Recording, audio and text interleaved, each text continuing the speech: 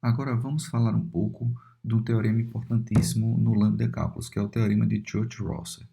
Esse teorema, ele nada mais é do que simplesmente mostrar que as regras de redução e o Lambda Calculus, eles são confluentes, no sentido de que não importa como, em que ordem você aplique aí as regras, tá? E elas vão levar ao mesmo resultado. Então, por exemplo, se um lambda termo t pode ser reduzido, tá, a um termo S1 e o mesmo lambda t, termo t, pode ser reduzido a um termo S2, aplicando aqui qualquer sequência de regras possivelmente vazia, regras de redução, tá? Então, existe um único termo, U, tal que S1 pode ser reduzido a U e S2 também pode ser reduzido a U.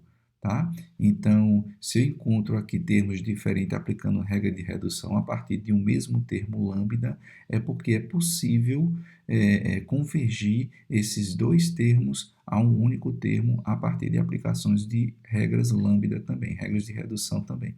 Tá?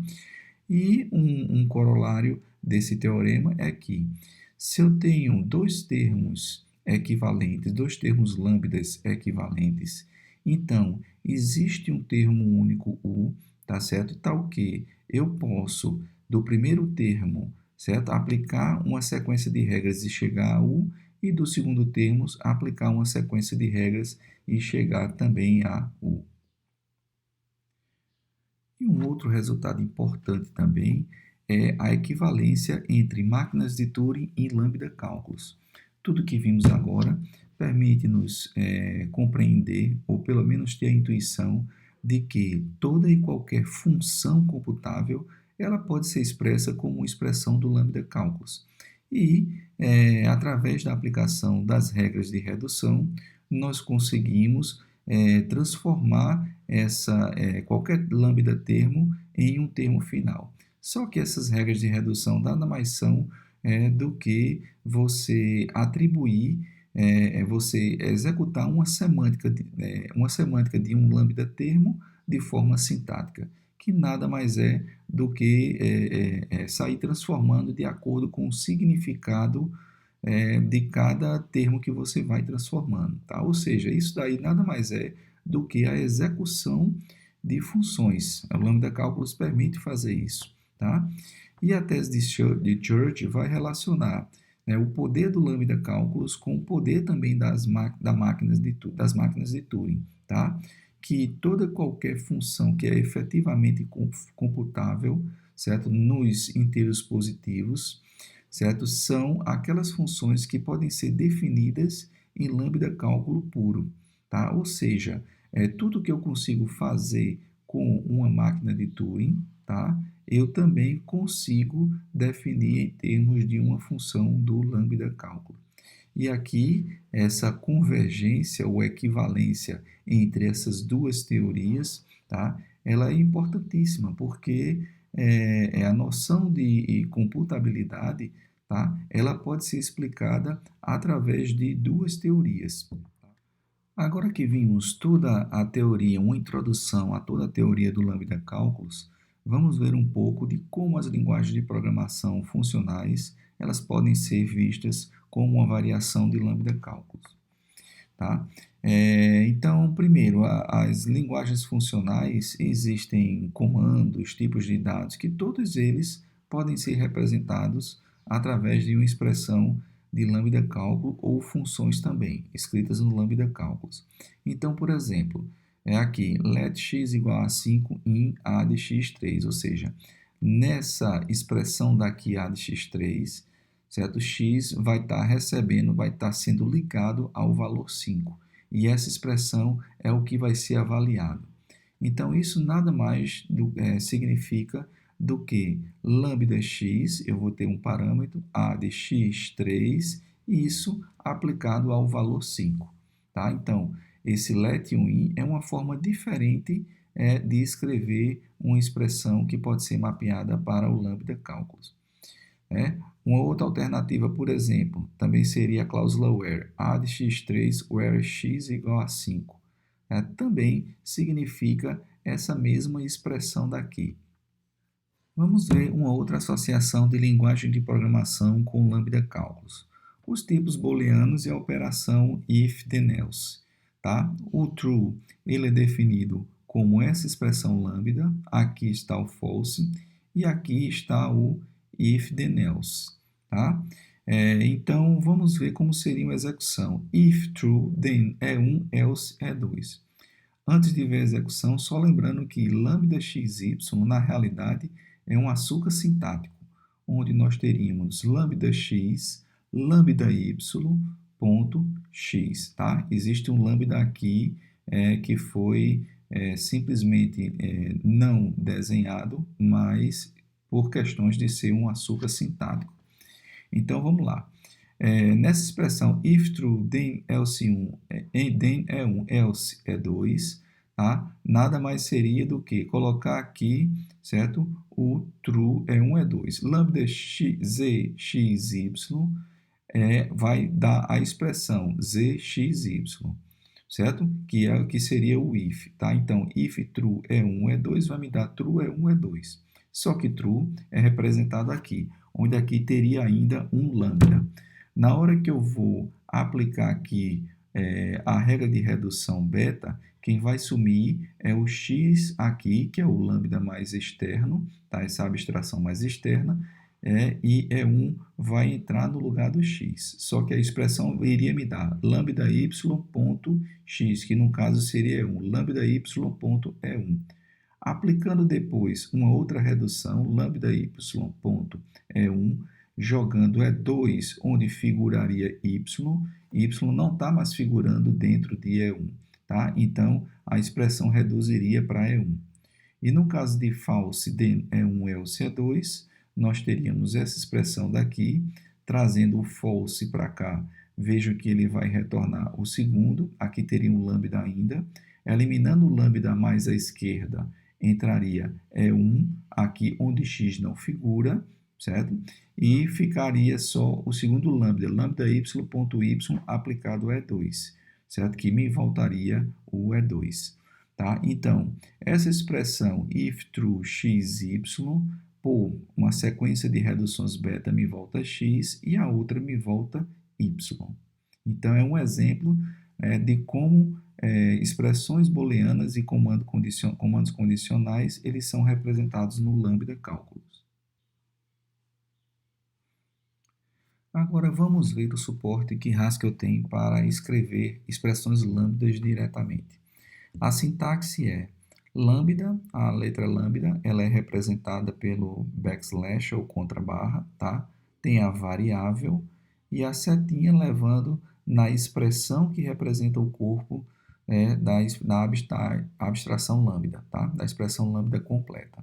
Então, por exemplo, lambda x levando em x ao quadrado, x vezes x, se pegamos isso, aplicamos a 4, ele retorna 16. A parte que recebe mais de um parâmetro, existe o açúcar sintático, que nós podemos fazer lambda, aqui x espaço y, levando nessa expressão. Aplicado ao 2 e o 3, ele vai aplicar esse corpo, que é o mais, ao 2 e ao 3, e vai retornar 5. Vejam que essa expressão é a mesma coisa que eu tivesse aqui, lambda x, tal que seria um lambda y, tal que leva em x mais y aplicado ao 2 e ao 3. Aqui é só um açúcar sintático. Eu posso também fazer o bind de expressões lambdas com nomes, né? Como se estivesse nomeando essas funções daqui, onde na expressão lambda ela define aqui qual é o slot das variáveis que vamos encaixar e aqui o corpo da função. Tá? Então, nomeando a expressão lambda que calcula o quadrado, que eleva um número ao quadrado, certo? Eu chamaria ela agora através da função square 4 é igual a 16. Tá? E poderia também nomear a função soma para poder usar ela.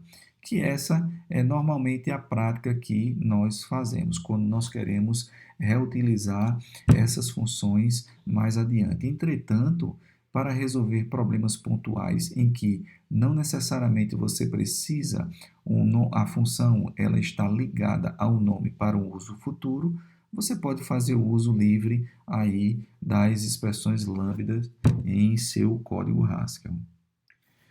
Vamos ver uns exemplos interessantes de função.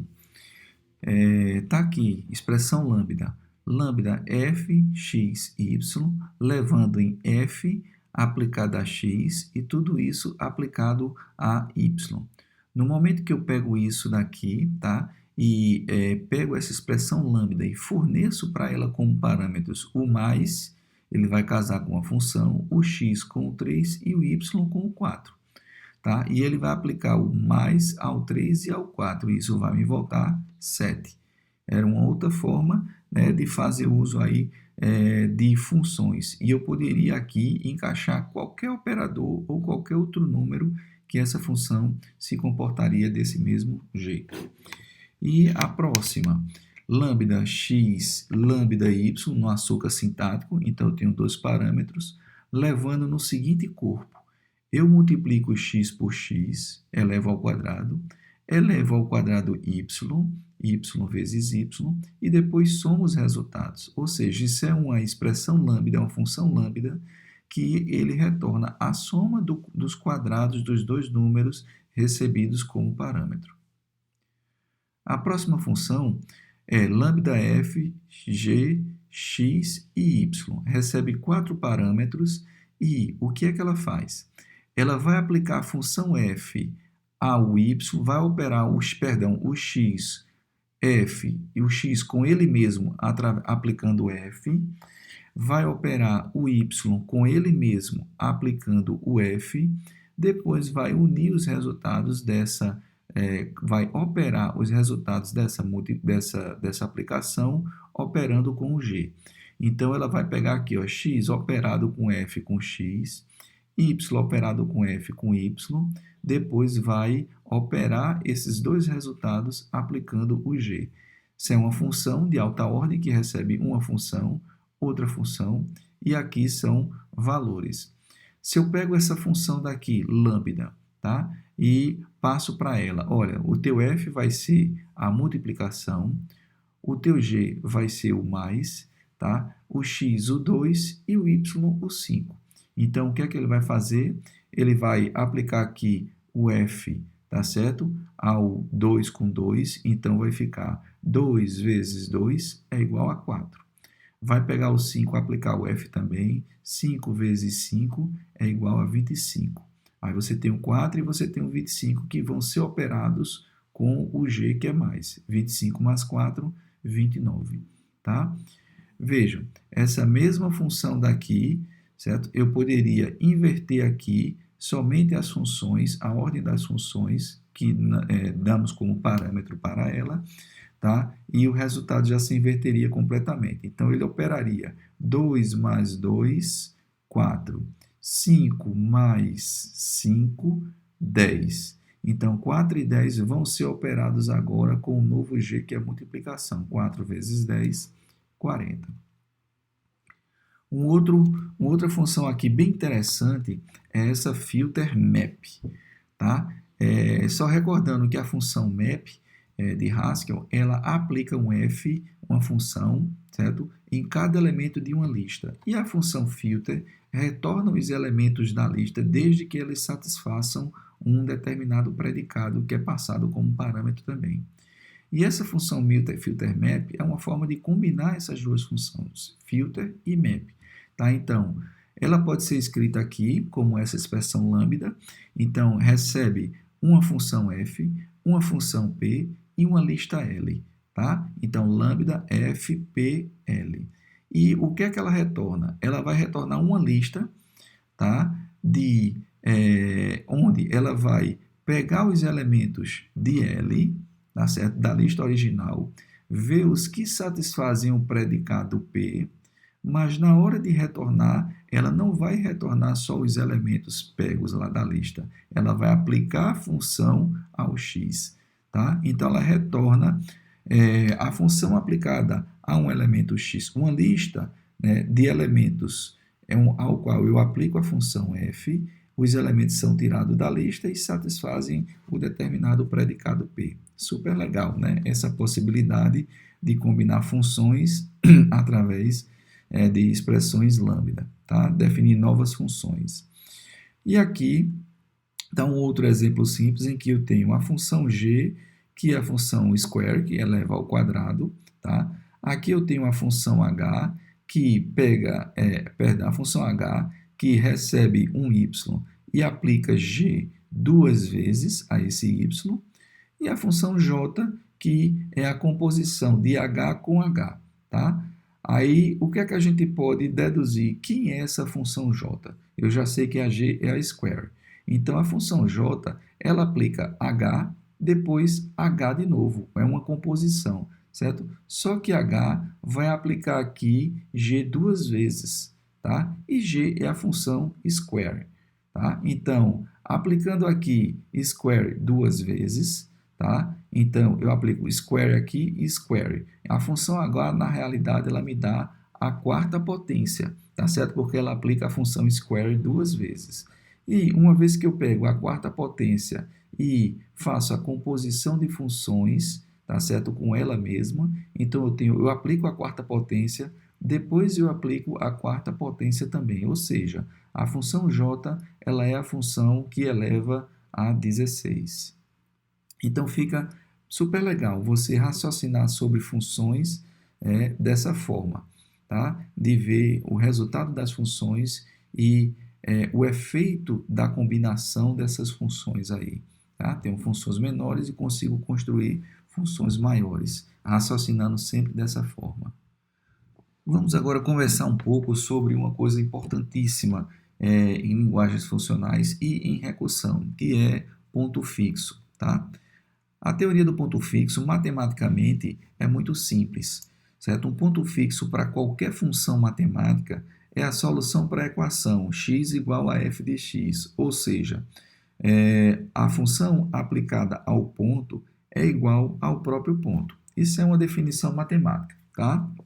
Então, o ponto fixo nada mais é do que um ponto em que ele é mapeado para ele mesmo através da aplicação de uma função. Então, por exemplo, suponha que nós temos essa função aqui do segundo grau, certo? O ponto fixo que ela tem é exatamente o 2, porque se você fornecer o 2 como o parâmetro dessa função, você vai obter o resultado 2, tá? Mas veja, nem toda função ela vai possuir um ponto fixo.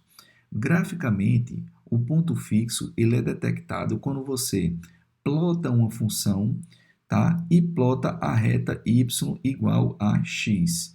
E nos pontos em que a reta y igual a x toca a sua função, é exatamente ali que você tem um ponto fixo, tá?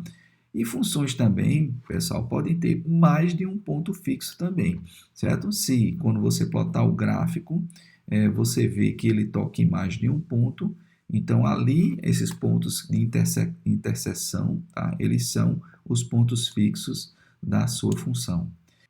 Considerando, por exemplo, a função fatorial, qual seria o ponto ou os pontos fixos da função fatorial?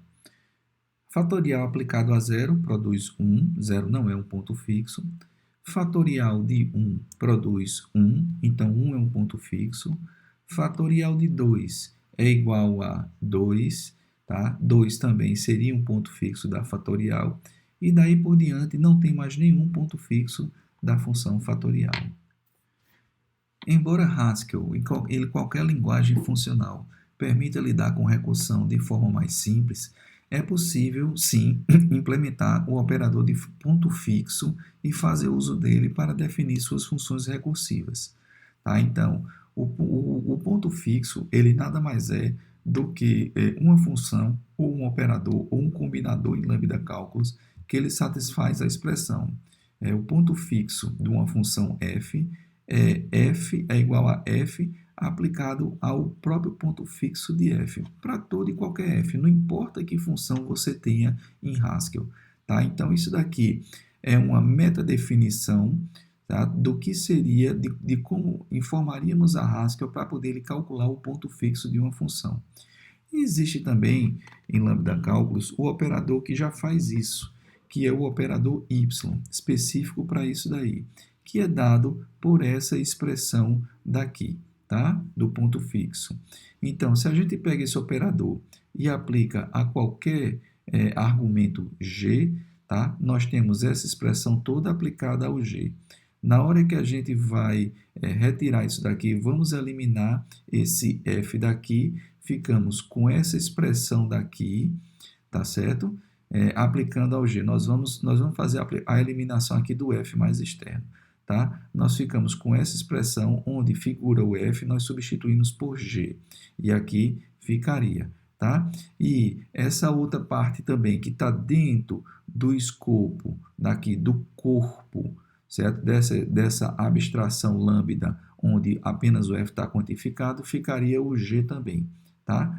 Aí, ok. Agora, nós temos que, reduzindo essa expressão daqui, nós ficamos com lambda x, nós temos essa aplicação desse cara daqui, certo? A esse cara daqui, nessa aplicação daqui. Nós temos que, eu vou fazer sumir o x, tá certo? Sumir no x, onde o corpo dessa abstração lambda, tá certo? O x eu vou substituir por tudo isso daqui. Então, fica o g inicialmente, tá? O x substituindo por isso fica lambda x gxx, lambda x gxx também, que o x está replicado aqui.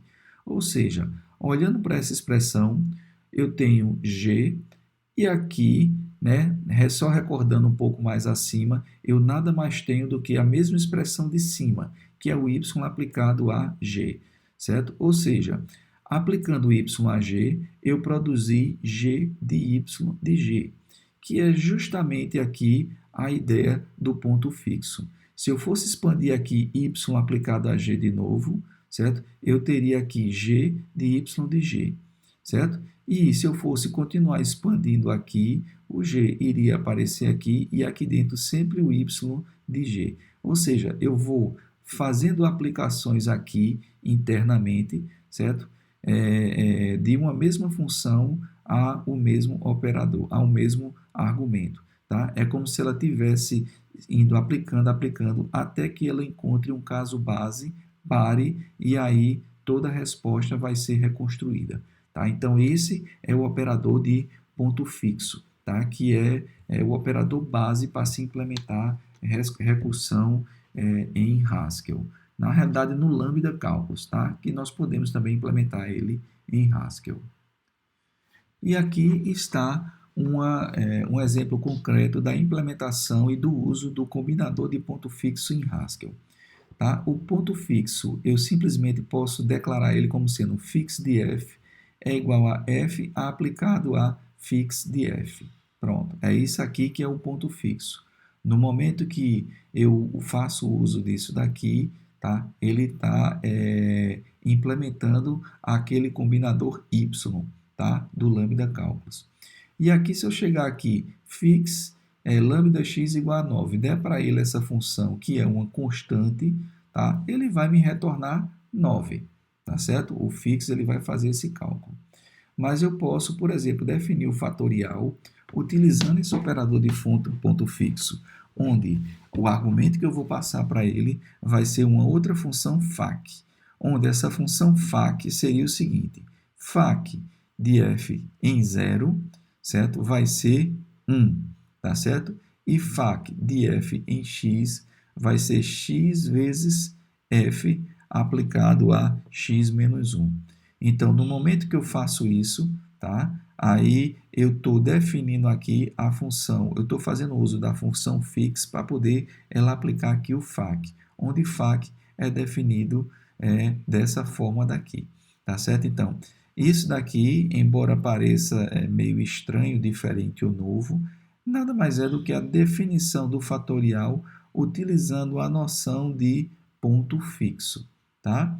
E aí, normalmente, a forma mais simples de usar a recursão em expressão lambda, ela nada mais é do que você incluir aqui a expressão, a chamada recursiva, certo? Dentro do corpo da própria função, tá certo?